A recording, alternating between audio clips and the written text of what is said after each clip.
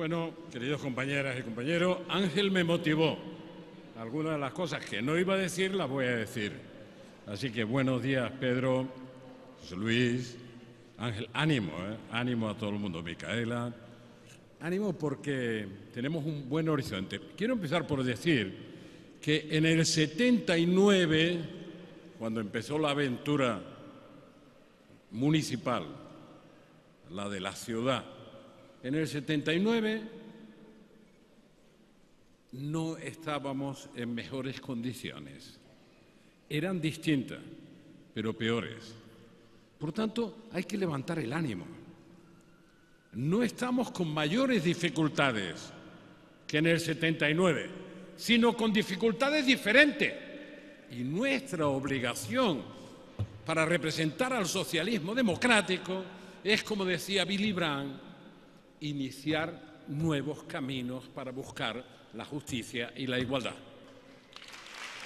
Por tanto, algunas de las frases que le oigo a Ángel Gabilondo, una me recordaba, mientras me la decía y la comentaba con Pedro, me recordaba a Olof Palme, que decía: mi problema no es que haya ricos, mi problema es que hay pobres. Es una cosa fantástica. Mi compromiso es que no haya pobres. Es una buena definición.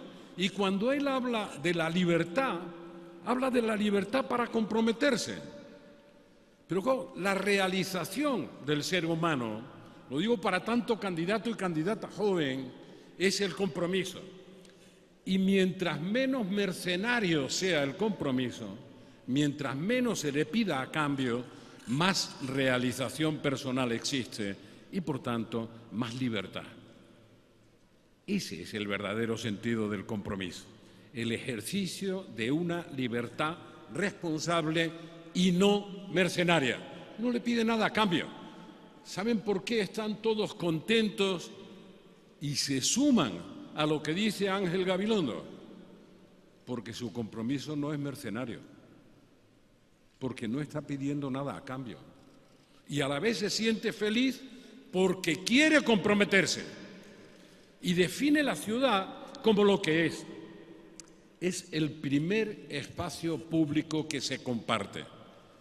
Hace 4.500 años, en el torturado Oriente Medio, empiezan a aparecer las primeras ciudades, como lugares de encuentro entre las caravanas que cruzaban Oriente, donde se exigía una mínima organización social, incluso de protección de las caravanas, una mínima organización, una mínima estructura de defensa de ese primer espacio público que se comparte, que es la ciudad.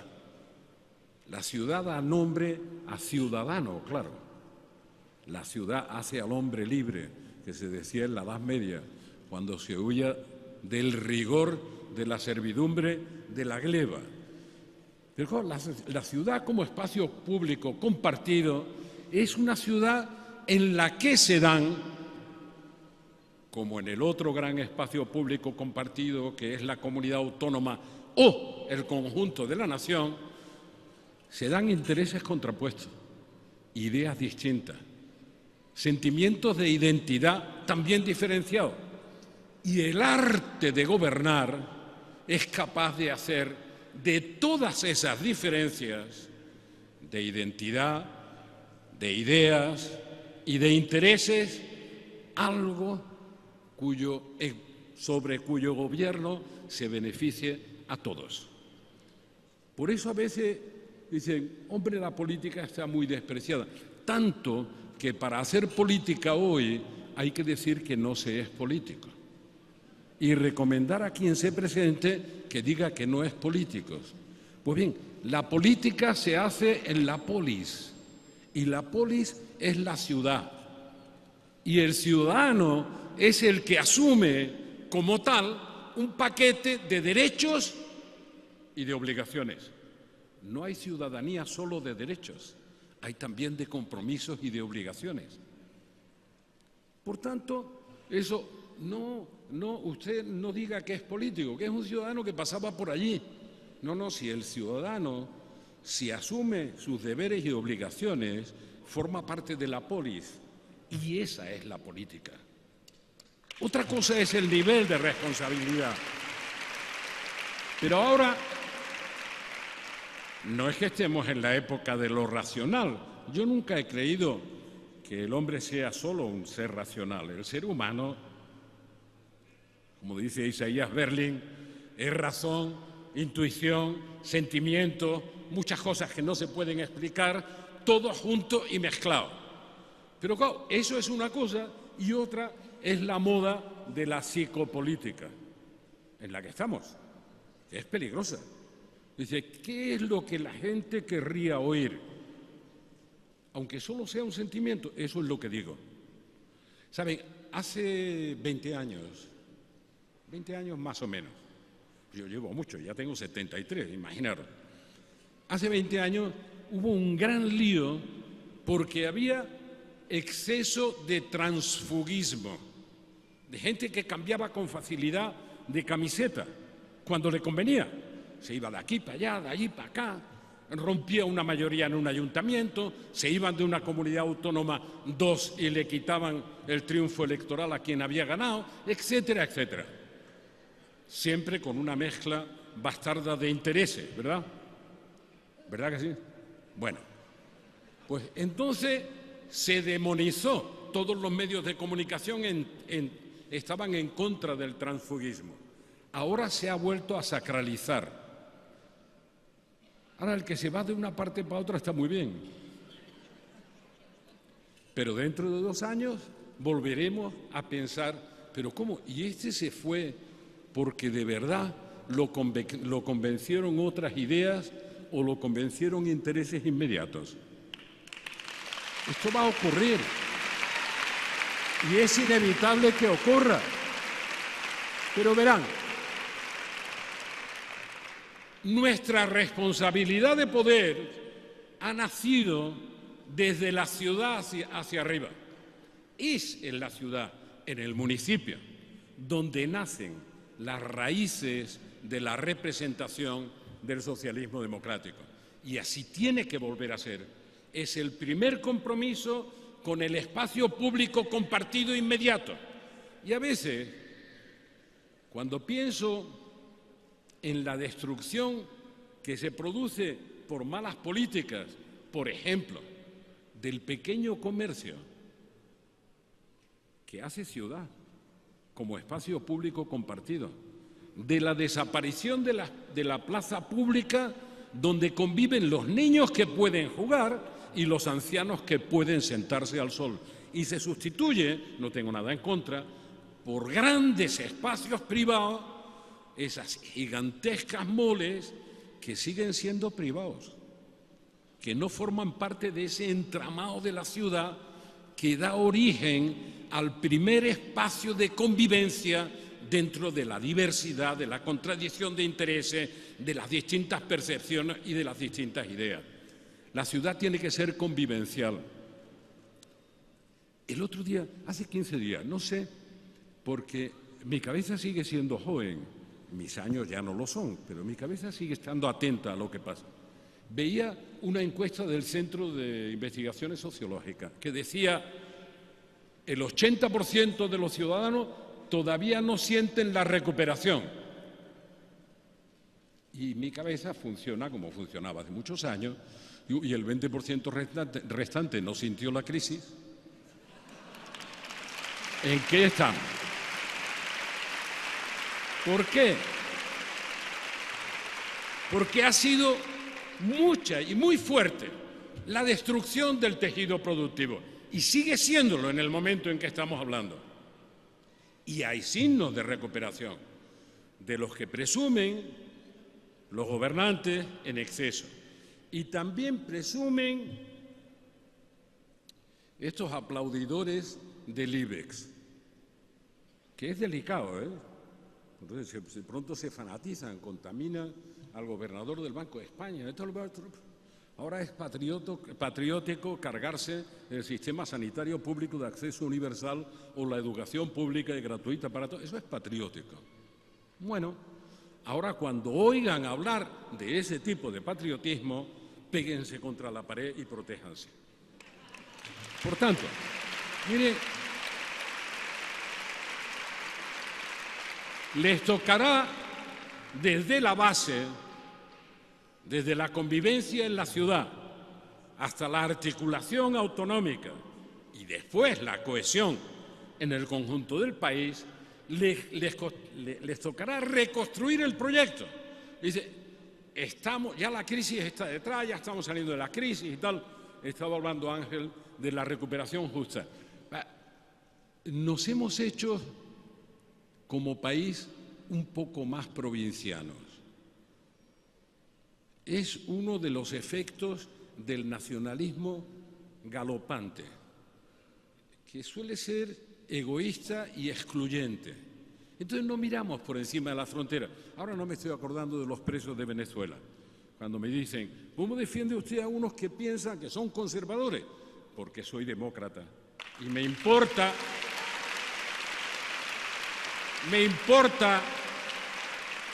más, querido Ángel, la libertad del que no piensa como yo que la libertad del que piensa como yo. ¿Qué mérito tendría eso? Pero no me estaba refiriendo a eso. Me refiero a algo más próximo. Verán, Irlanda fue un país rescatado de a de veras. Nosotros éramos y somos todavía un país con un rescate low cost, a poco precio, pero rescate igual.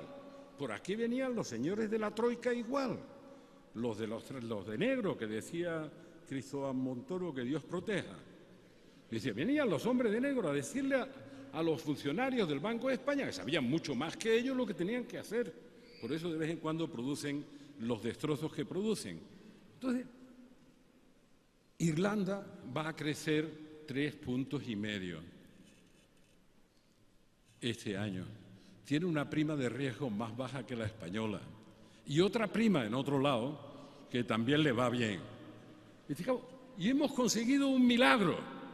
Hemos logrado que baje el precio del petróleo. Buena gestión de gobierno. Buena gestión de gobierno. Y otro milagro. Ángel, hace 5 años, en uno de esos esfuerzos que, le digo a José Luis, conduce a la melancolía, en el informe sobre el futuro de Europa, había propuestas para que se tomaran medidas desde el Banco Central Europeo que se están tomando ahora tímidamente, 5 años después. Mérito del gobierno de Rajoy que el Banco Central Europeo compre deuda en el mercado secundario. Cuando cada vez pesamos menos en Europa, se lo aseguro. Pero no hacemos comparaciones.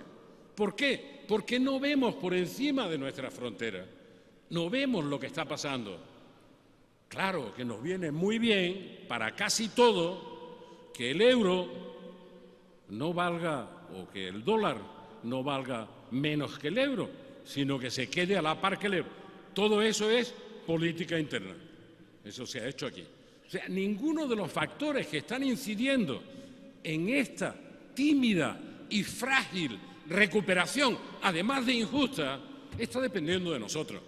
No para criticar al gobierno, el gobierno ya fracasó. Pero no solo fracasó por las políticas de recortes, no. Fracasó porque no tiene lo que tiene que tener un gobierno, que es un proyecto de país en la cabeza para el futuro. Por tanto, a ustedes les va a caer la responsabilidad de lo local y de lo local regional autonómico. Y esa es una enorme responsabilidad. Se desarrollaron las autonomías y es verdad que nos olvidamos de reformar el reparto de competencias con la política local y que los ayuntamientos, los municipios, las ciudades han asumido competencias que no les correspondían, aparte de haber sido fagocitados por las autonomías en algunas cosas, y han desbordado su competencia. ¿Por qué han desbordado su competencia sin una modificación legal?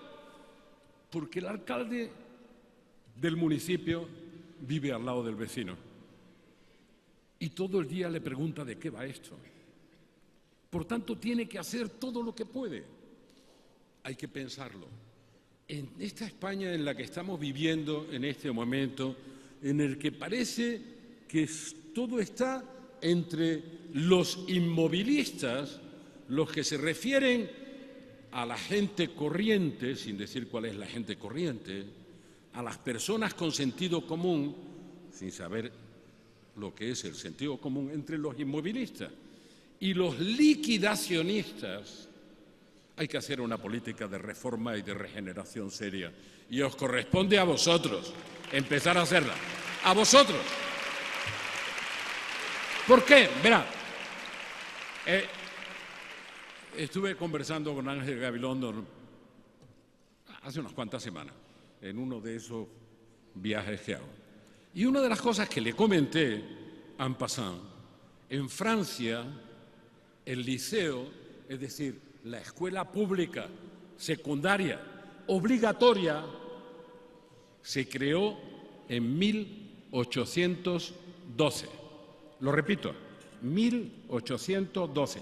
No estoy diciendo 1912, 1812. En España, la educación obligatoria y gratuita se introduce en 1983. ¿Qué es lo que ocurre?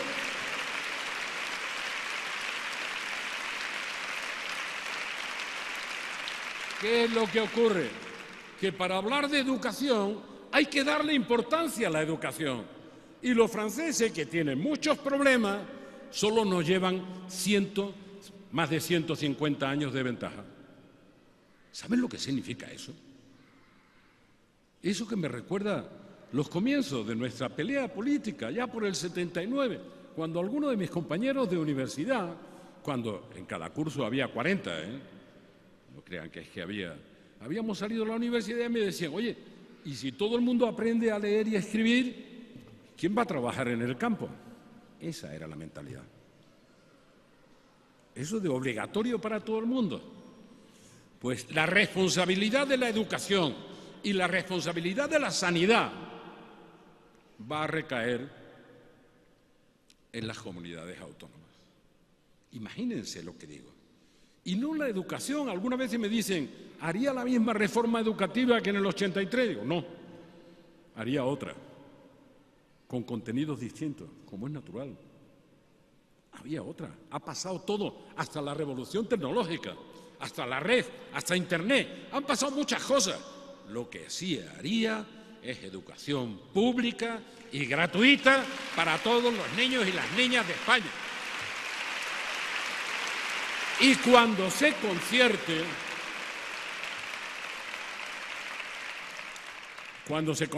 como le decía hace casi 30 años a Monseñor Casaroli, secretario de Estado del Vaticano, se concertará no desigualando las oportunidades de la pública y la privada, no privilegiando a la privada, no excluyendo de la privada a colectivos que hacen más difícil la formación educativa de los niños en las públicas, cumpliendo las reglas.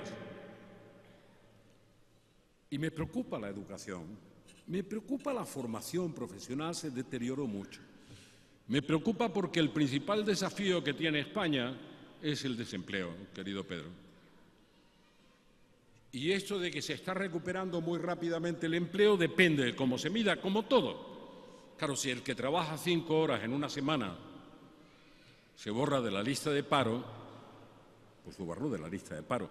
Pero vean cuáles son los ingresos en la Seguridad Social para saber de qué va esto de verdad. Por tanto, estamos donde estamos.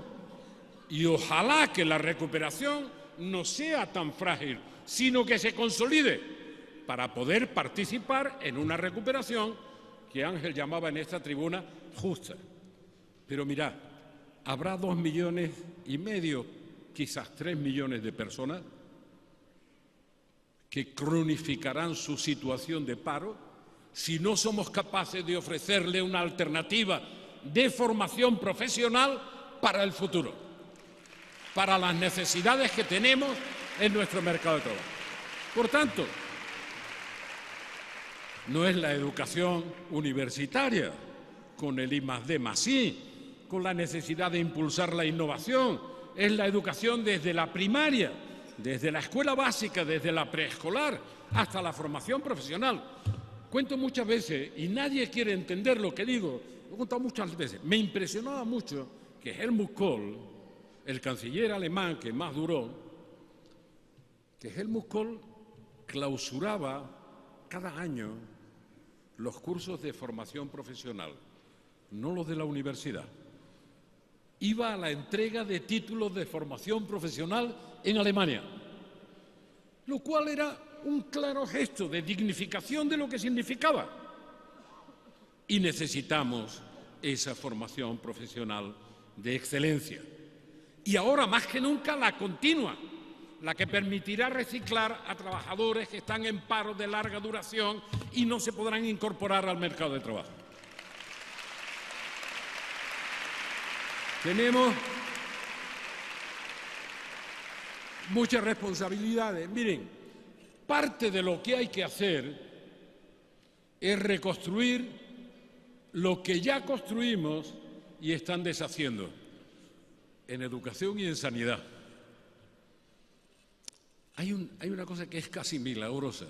Una sanidad pública y de acceso universal es más eficiente y más barata que este truco de mezclar público-privado, de desviar de lo público a lo privado, de tener inmensas listas de espera, pero tiene que ser sostenible, como decía Ángel también. Y vosotros tenéis que ser los protagonistas de un nuevo pacto con la sociedad, con los sectores afectados, para hacer sostenible y eficiente la sanidad pública con acceso universal para todos. De pronto vemos, parece que es solo por el año electoral, y algo tiene que ver con eso, que de nuevo se pueden asistir a los inmigrantes, aunque hace año y medio, 2 años, se los dejaba de asistir. Bueno, han comprobado una cosa que comprobó Merkel con el copago sanitario. Han comprobado que es injusto, pero además ineficiente y más caro. Es una comprobación muy tonta. Para los que de verdad hemos hecho gestión, sabemos que la persona que no puede ser atendida donde debe ser atendida, que es una instancia primera, área, en un ambulatorio, si se siente mal se va a urgencia y en urgencia no lo puede rechazar. Encarece muchísimo la asistencia y colapsa muchísimo los servicios. Y están rectificando solo por las elecciones o porque les ha dado un ataque extemporáneo de solidaridad con la gente. No, porque la gestión es peor. Fíjense,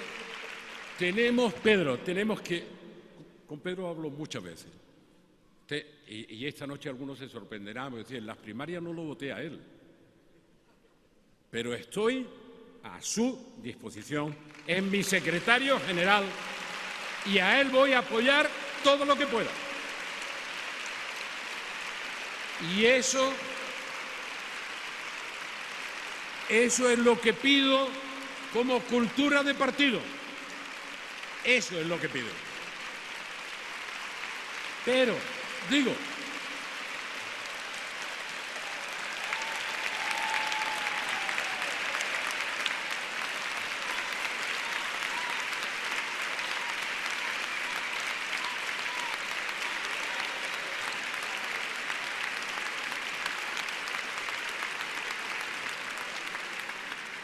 les digo, hay que recomponer fallas en el edificio de la cohesión social que hicimos nosotros, repito, nosotros en educación y en sanidad, Ernest Lluch y Maragall, esos eran los protagonistas de las leyes.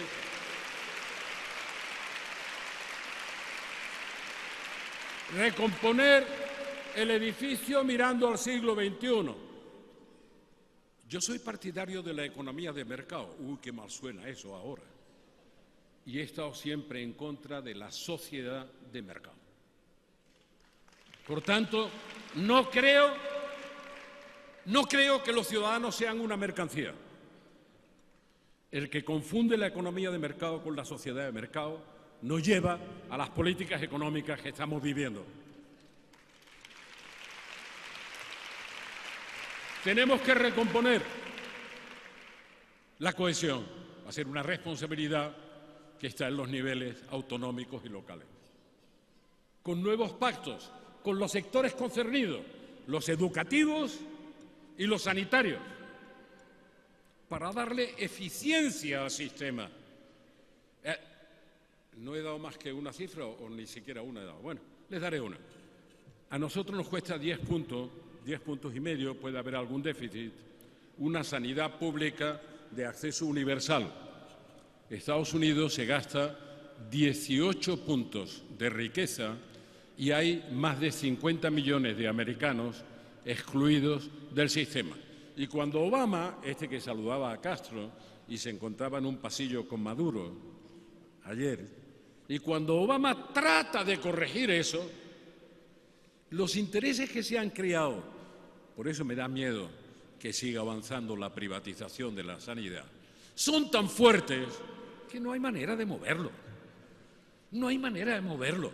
En cuanto que haya en la guinda de la tarta 20, 30, 40 mil millones de euros de beneficios privados, olvídense de recomponer el edificio de la sanidad pública universal y gratuita para todos.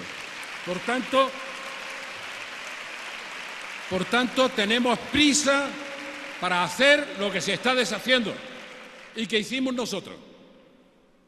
Y algunos de los que nos critican por aquello le llaman incluso al del 79 el régimen. Cuidado con eso, ¿eh? Pues esa aventura no es la primera vez que la vivimos en España.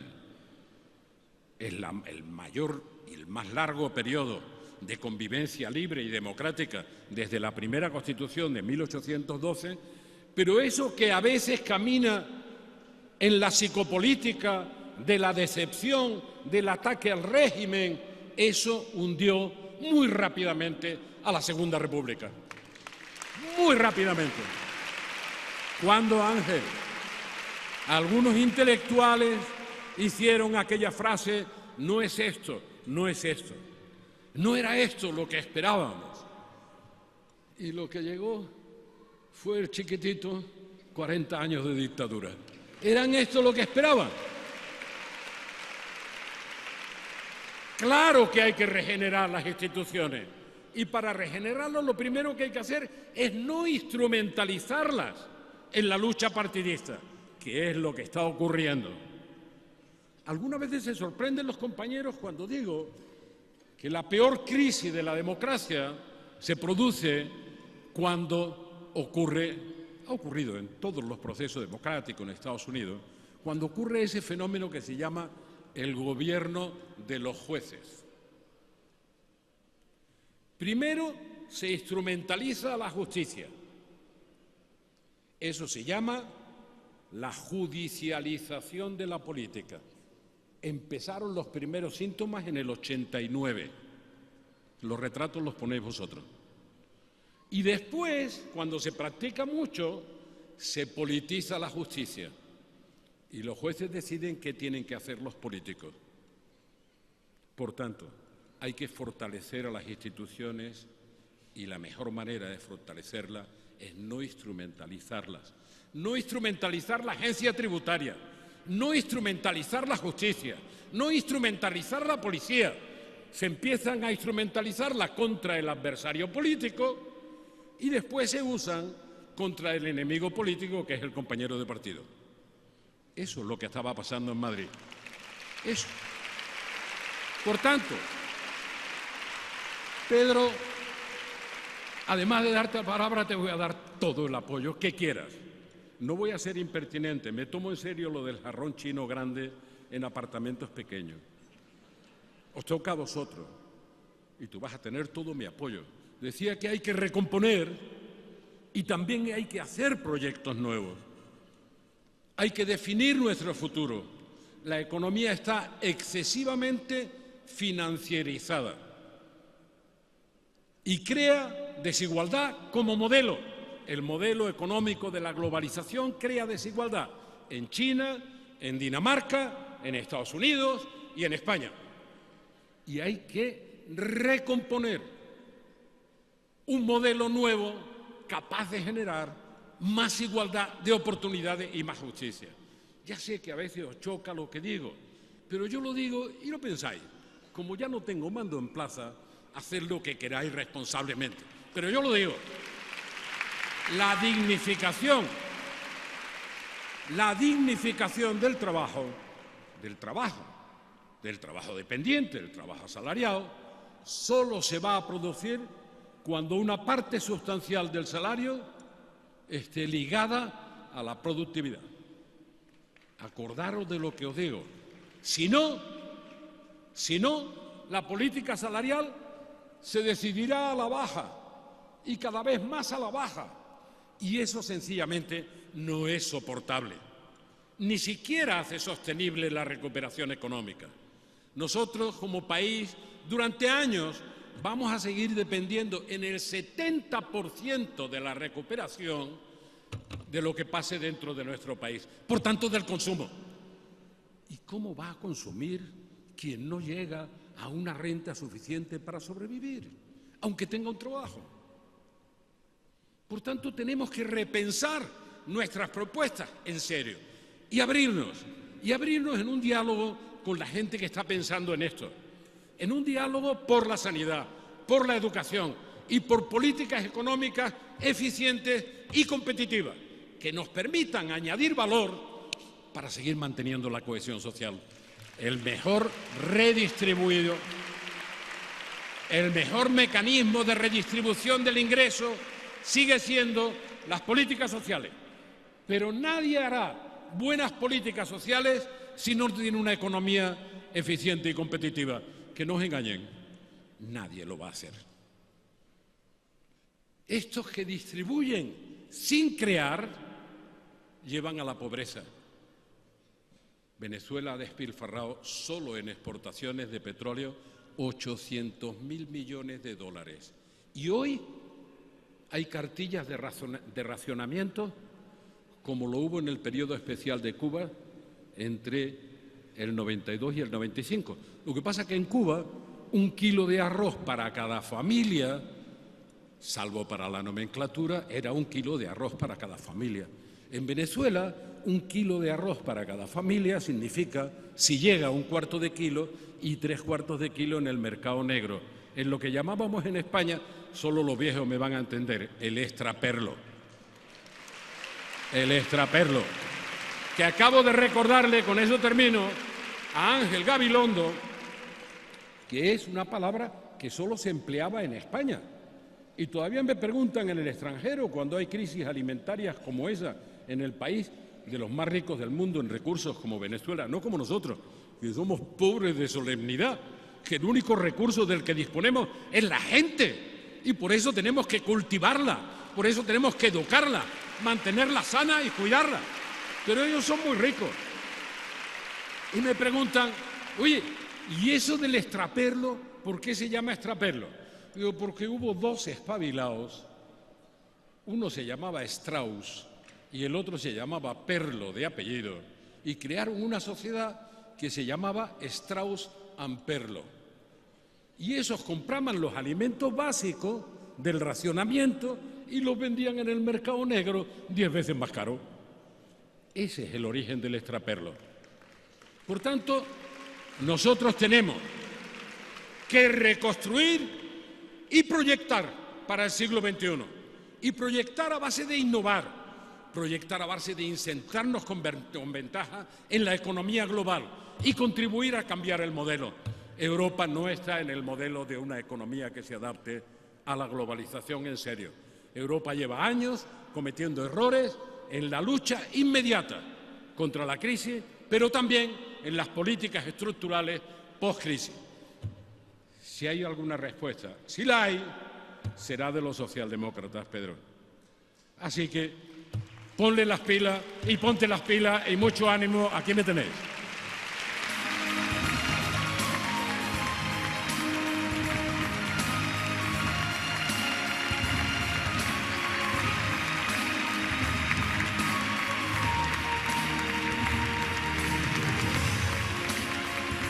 Muchas gracias, compañeros y compañeras, amigos. Gracias, gracias.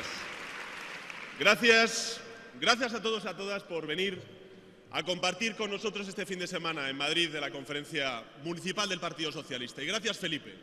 Gracias porque escuchándote recordaba el lema del Congreso, del 27 Congreso del Partido Socialista Obrero Español, que se celebró justo en la antesala de la democracia, en el año 76. ¿Os acordáis de cuál fue el lema? Decía: socialismo es libertad, socialismo es libertad. Y nos sentimos muy orgullosos, Felipe, de que defiendas la libertad de los presos políticos en Venezuela. Nos sentimos muy orgullosos como socialistas y como españoles.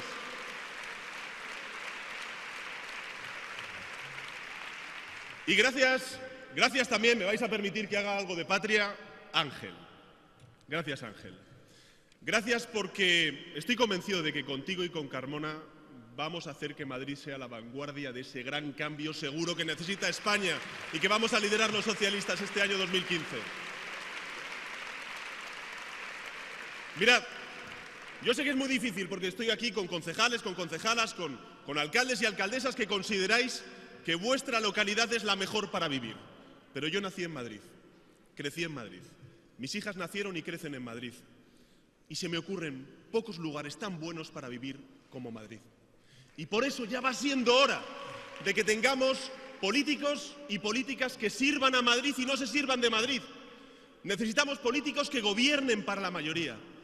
Necesitamos políticos y sobre todo madrileños que recuperen Madrid para los madrileños y para el conjunto de España. Y eso es lo que va a hacer Ángel Gabilondo. Mirad, el Partido Popular no es dueño de Madrid. Quien es dueño de Madrid somos los madrileños y el conjunto de españoles. Y por eso yo a mis conciudadanos como madrileño les pido lo siguiente: que confíen en el proyecto austero, próximo, valiente, comprometido socialmente por una recuperación económica justa que lidera Ángel Gabilondo frente al proyecto vacío de moral y de ética que representa el Partido Popular. Eso es lo que les pido al conjunto de madrileños para el próximo 24 de mayo. Y amigos, lo he dicho en muchas ocasiones, yo reivindico mi pasado municipal. He sido 5 años concejal del Ayuntamiento de Madrid. Y creo que en buena medida la buena política a nivel nacional tiene que recuperar y reivindicar muchos de los atributos, de las características de la política municipal. Desde luego, la política que da la cara y no se esconde detrás del plasma. La política que rinde cuentas, como hacéis vosotros cada día, los 365 días del año, las 24 horas al día, en vuestras localidades, en vuestros municipios, en vuestros barrios, como concejales y como alcaldes. La política que está más en el hacer que en el decir. La política que pisa la calle o la política que pisa el barro. ¿Os acordáis que fue lo que le dije con algún exabrupto, me perdonaréis, yo sé que a Ángel no le gustó, que le pedí a Rajoy que pisase el barro? Y luego cuando fue a Zaragoza, tarde, mal y arrastras, como siempre le ocurre, no pisó el barro. Y os acordáis lo que dijo Rajoy entonces, ¿no? Dijo: es que yo voy donde me llevan. Menudo liderazgo el de Rajoy, ¿eh? Va donde le llevan. Claro, que Rajoy es una suerte de máquina de hacer titulares, ¿no? Porque ayer dijo que va a hacer propuestas para seres humanos normales. Pero mirad, lo grave es que cuando uno define lo que es normal, lo que está haciendo es excluir. Es que Rajoy es un presidente excluyente. Porque ¿qué es normal y qué no es normal? Pero volviendo a pisar el barro y al voy donde me llevan, lo que demostró Rajoy es claro. Con esa frase sintetizó cuál es su filosofía de hacer política. El yo voy donde me llevan es la demostración palmaria de que ni le importa ni le interesa el sufrimiento de la gente. Y nosotros necesitamos concejales, alcaldes y alcaldesas, presidentes de comunidades autónomas y un presidente del gobierno que lo que haga sea empatizar con el sufrimiento de la gente. Y eso va a ser el cambio que va a representar el Partido Socialista a partir del 24 de mayo. Amigos, mirad. Antes Felipe evocaba el 3 de abril de 1979. Estas son las 10º elecciones municipales que vamos a celebrar en nuestra corta pero intensa vida democrática en nuestro país. Y es verdad que el contexto en el que se van a celebrar estas elecciones es bien distinto al contexto en el que se celebraron las elecciones de 1979. Hay una enorme desconfianza por parte de la ciudadanía justificada en sus políticos, en sus representantes. Hay un enorme alejamiento de la ciudadanía respecto a su sistema democrático, a su sistema político. Pero mirad, aún con todo, hay cientos de miles de hombres y mujeres que han asumido un compromiso cívico en primera persona para representar a sus ciudadanos presentándose a las elecciones del 24 de mayo. Y os digo que aunque suene raro, como secretario general de un partido que aspira a ganar las elecciones el 24 de mayo, como secretario general de un partido que estoy convencido de que vamos a ganar las elecciones el próximo 24 de mayo, aunque suene raro, os digo, yo quiero agradecer de corazón a los cientos de miles de hombres y mujeres que se presentan bajo todas las siglas a las elecciones del 24 de mayo, desde el partido más pequeño al más grande, desde el partido más tradicional al partido nuevo, porque lo que hacen todos, lo que hacéis todos vosotros y vosotras es fortalecer la democracia. Y ahora haré algo de patria socialista, porque mirad, el Partido Socialista, lo decimos en muchas ocasiones, es el partido más municipalista de España. ¿Y por qué? Pues porque vemos en los ayuntamientos oportunidades para gobernar para la mayoría, para fortalecer los servicios públicos, para una recuperación económica justa, para abrir los cauces de participación democrática que nos están demandando los ciudadanos. Mirad, nosotros nos presentamos, se dice pronto, en el 95% de los ayuntamientos de este país, de los 8.100 y pico ayuntamientos que hay en nuestro país. 19, me dice Adriana, 8.119. Hemos renovado las listas en un 83%. Por primera vez en la historia, compañeras, las listas son paritarias, como la sociedad española. Y la edad media de nuestros candidatos es de 41 años. Ángel, de 41. Os pido una cosa, compañeros y compañeras, como candidatos y como candidatas, que hagamos una campaña positiva, constructiva, austera, cercana, comprometida socialmente, sin insultos y con propuestas, porque como bien dice Ángel, nuestros enemigos es la desigualdad, el paro, la pobreza y el miedo a un futuro peor. Así que hagamos una campaña limpia, en positivo, dando soluciones y dejando a otros los insultos. Eso es lo que os pido como secretario general del Partido Socialista. Y antes, tanto Felipe como Ángel hablaban del 3 de abril de 1979. Y es cierto que en esas primeras elecciones municipales lo que hicimos fue legitimar la democracia en los ayuntamientos. Los ayuntamientos entonces, algunos de vosotros ya estabais haciendo política local entonces, los ayuntamientos entonces lo que hicieron fueron la vanguardia de la construcción del estado de bienestar que posteriormente los socialistas lideramos bajo los gobiernos de Felipe González a partir del año 82. Y también fueron los lugares en los que dimos cauce a la participación democrática. ¿Por qué os digo esto? Porque es muy importante reivindicar nuestras raíces, nuestro legado. Porque es importante, amigos y amigas, decir a la gente fuera que los socialistas no partimos de cero, que ya va siendo hora de que digamos alto y claro que lo mejor que le ha pasado a este país ha venido de la mano del Partido Socialista Obrero Español. Eso tenemos que decirlo, porque simplemente hagamos un recuento. La educación pública, la sanidad pública, el Sistema Nacional de Dependencia, el Sistema Público de Pensiones, la Ley de Igualdad de Trato, la Ley de Igualdad entre hombres y mujeres, la Ley de Interrupción Voluntaria del Embarazo, la Ley de Lucha contra la Violencia de Género, la ley, amigos y amigas, también que garantizaba un salario mínimo interprofesional y su crecimiento, el ingreso en la Unión Europea y el fin del terrorismo etarra, tienen unas siglas que son las del Partido Socialista y unos nombres, el de Felipe González y el de José Luis Rodríguez Zapatero.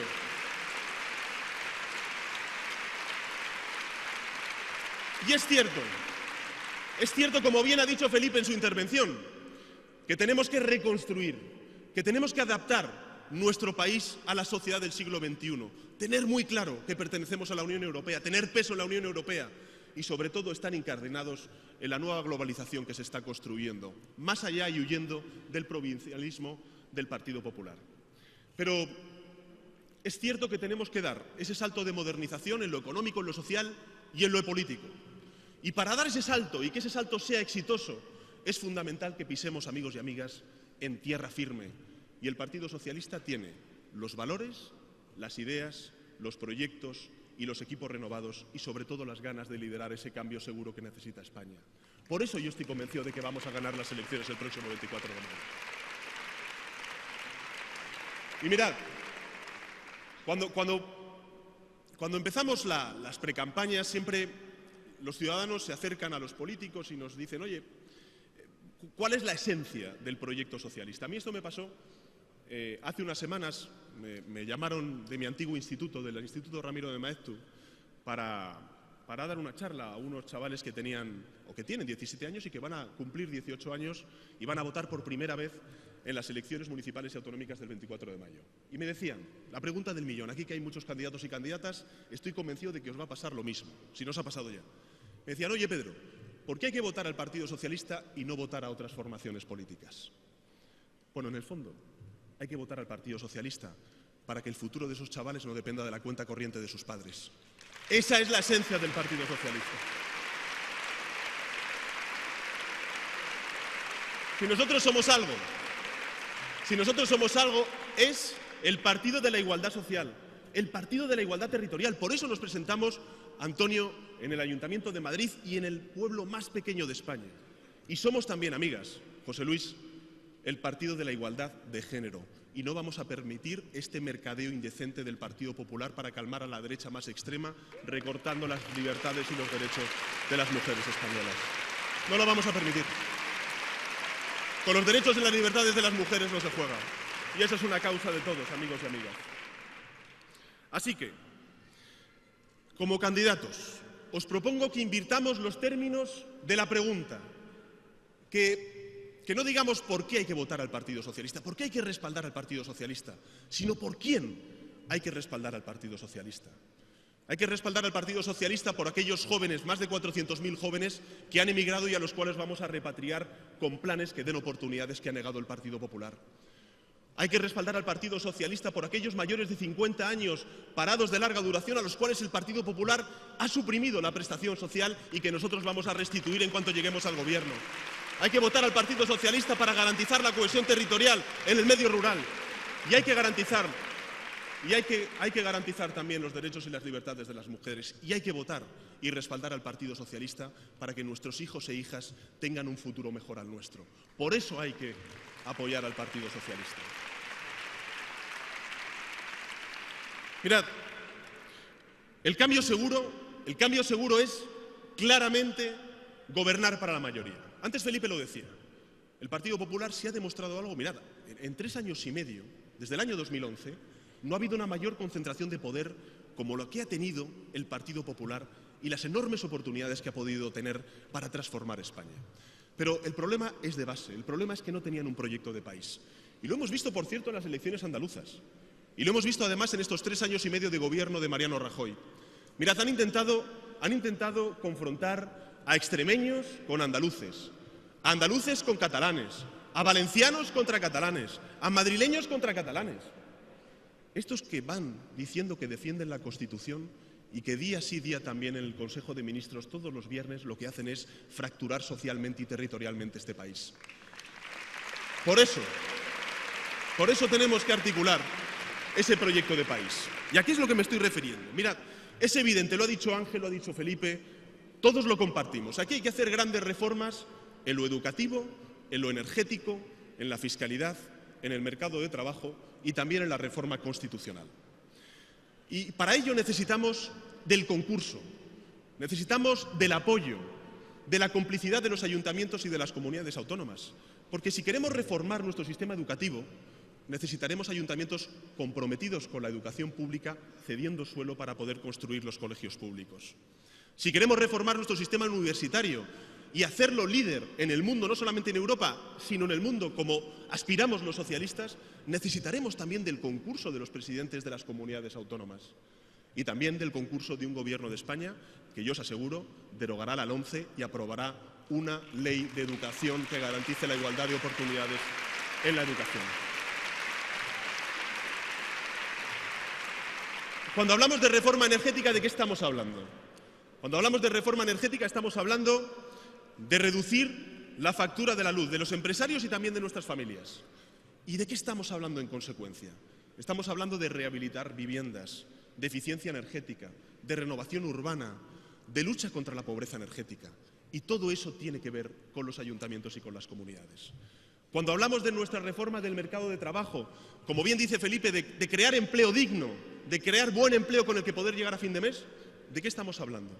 Pues de lo que proponen los socialistas, de bolsas de empleo en los ayuntamientos, de políticas activas de empleo comprometidas desde los gobiernos autonómicos, como hemos hecho los socialistas, diciendo en nuestro programa de la conferencia autonómica que vamos a destinar el 2% del presupuesto de las comunidades autónomas a las políticas activas de empleo hasta que no baje la tasa de desempleo del 15% en cada una de las regiones.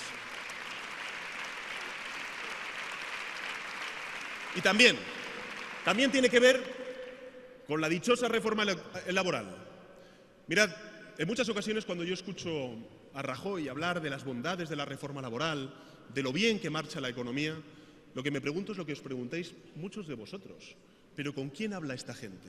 ¿Con quién habla esta gente? Mirad, yo os voy a contar una anécdota que me pasó hace unos cuantos meses con un compañero que anda por aquí, que se presenta a una pequeña localidad de Alicante. Me encontré con un compañero que había estado durante 2 años y medio en paro. Había hecho un curso de formación y se había convertido en guardia de seguridad. Cuando yo le conocí, hacía una semana había empezado a trabajar en una empresa pública como guardia de seguridad. Este hombre llevaba una semana trabajando, después de la semana, 100 horas a la semana y cobrando poco más de 600 euros. Bueno, pues por ellos, os garantizo que vamos a derogar la reforma laboral y vamos a aprobar un nuevo estatuto de los trabajadores que cierre las puertas al despido y que recupere muchos de los derechos laborales perdidos. Y cuando hablamos de la reforma fiscal, ¿de qué estamos hablando? Estamos hablando de que, y yo además esto lo comparto con muchos de vosotros y vosotras, porque yo he sido concejal y cuando he escuchado a mis mayores decir que iban a aprobar una reforma del sistema de financiación local, yo luego veía que no la hacían. Pues yo os aseguro que en cuanto lleguemos al gobierno lo que vamos a hacer es aprobar una reforma del sistema de financiación local para que tengáis estabilidad en vuestros ingresos los ayuntamientos. Estamos hablando también, cuando hablamos de la reforma fiscal, estamos hablando también de reformar nuestro sistema de financiación autonómica para precisamente garantizar la provisión financiera de esos servicios públicos. Estamos hablando también de homogeneizar el impuesto de sucesiones y donaciones para que no se abra esta competencia fiscal a la baja que existe en las comunidades autónomas. Y estamos hablando en esa reforma fiscal también, amigos y amigas, de mantener el IVA superreducido en el 4% y también de aprobar una reforma fiscal con un compromiso que asumo ante vosotros y que hago público. Y es que en esa reforma fiscal no vamos a subir un céntimo de euro los impuestos a las clases medias trabajadoras. Lo que vamos a hacer es que aquellos que tienen más empiecen a pagar los impuestos que deben. Eso es lo que vamos a hacer. Amigos y amigas, gobernar para la mayoría es, como ha dicho Ángel, poner todos los recursos, todos los instrumentos de los ayuntamientos al servicio de la recuperación económica justa. Eso significa poner suelo a disposición de las industrias. Eso significa situar y crear en nuestros ayuntamientos oficinas de antidesahucios para que no haya más desahucios en nuestro país y en nuestras localidades. Y eso también significa el garantizar el rigor presupuestario de los servicios públicos. Mirad, el Partido Socialista es un partido que garantiza la estabilidad presupuestaria. Y sobre todo eso se ejemplifica en los ayuntamientos. Os voy a dar simplemente un ejemplo. De los 6 ayuntamientos menos endeudados de España, 4 son socialistas: Fuenlabrada, Vigo, Baracaldo y Dos Hermanas. Y es muy importante reivindicar el rigor presupuestario junto a la calidad de los servicios públicos. ¿Por qué? Porque no habrá ningún partido que se pueda autoproclamar de izquierdas si no tiene un programa económico que garantice el sostén del estado del bienestar. Y eso, no solamente con dichos, sino con hechos, lo garantiza el Partido Socialista Obrero Español. Y me permitiréis un apunte, porque es verdad que el Partido Popular habla mucho de rigor presupuestario, lo habéis escuchado, ¿no? Pero claro, el rigor presupuestario de Rajoy y de Montoro es el que se hace a costa del otro, y sobre todo de los ayuntamientos. En los presupuestos generales del Estado sabéis que han recortado en 4.000 millones de euros los presupuestos a los ayuntamientos, las transferencias. De esos 4.000 millones de euros, más de 3.000 es lo que ellos califican servicios impropios, competencias impropias. ¿Y sabéis lo que son esas competencias que ellos califican como impropias? La atención a la violencia de género de víctimas, de mujeres, los servicios de atención a la dependencia, los servicios de refuerzo de los escolares que tienen problemas en sus colegios. Y para nosotros eso nunca serán servicios o competencias impropias, siempre van a ser servicios esenciales que daremos allí donde gobernemos, porque gobernamos para la mayoría, amigos y amigas. Ha habido algo que ha dicho Ángel que me parece muy importante. Mirad, este 24 de mayo hay partidos que se presentan con el discurso de la regeneración y hay otros partidos que se presentan con el discurso de la economía. Nosotros nos presentamos con el discurso de la regeneración y de la economía, porque una cosa afecta a la otra. ¿O es que no va a haber una recuperación económica justa sin instituciones justas? Sin una manipulación burda como está haciendo el ministro Montoro de la agencia tributaria, que precisamente lo que está haciendo es demostrar que tenemos un ministro de Hacienda más pendiente de justificar el fraude fiscal del Partido Popular que de perseguirlo.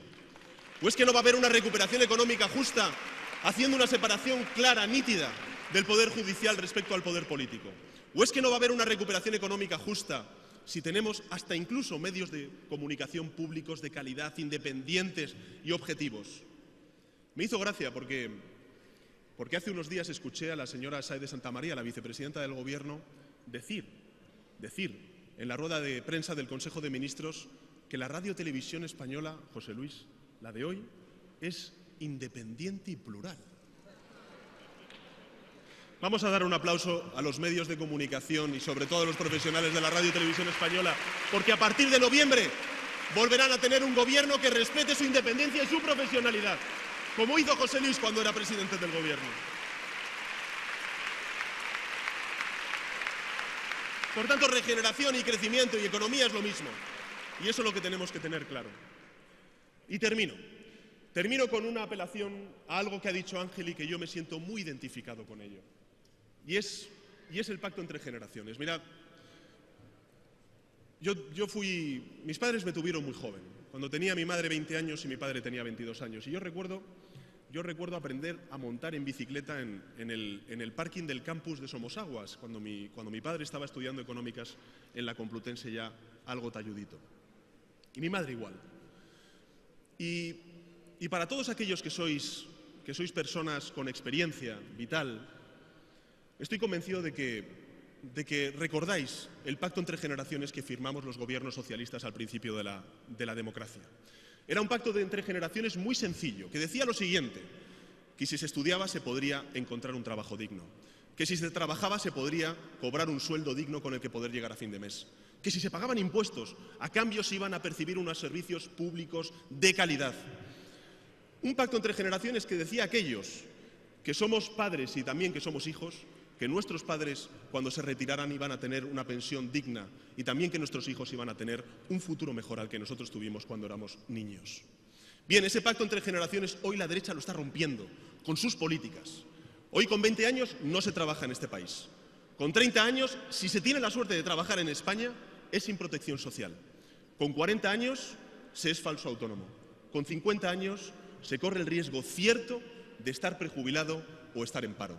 Y con 60 y 70 años se cobra una pensión congelada gracias a la reforma del Partido Popular, con la que tienes que ayudar a tu hijo desempleado o a tu nieto que tiene dificultades para poder pagar los libros de texto.